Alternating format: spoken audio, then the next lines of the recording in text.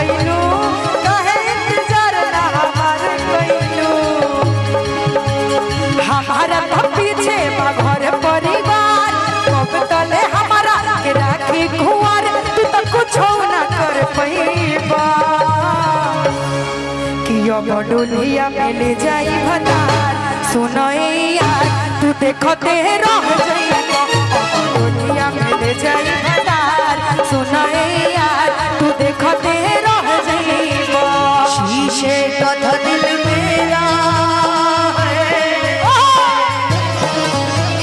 शीशे का था दिल मेरा पत्थर का जमाना था दिल टूट गया है दिल टूट गया जब चोट लगी ऐसी है जब चोट लगी ऐसी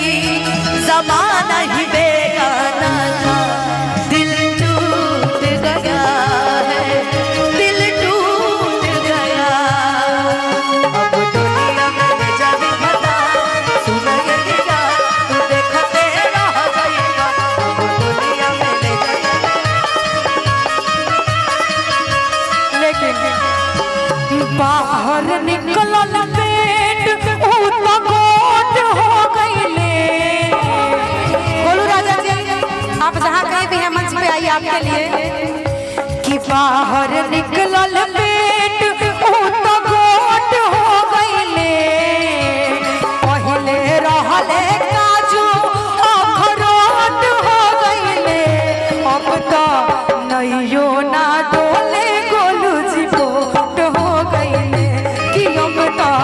नैयो ना डोले गोलू जी बोट हो गईले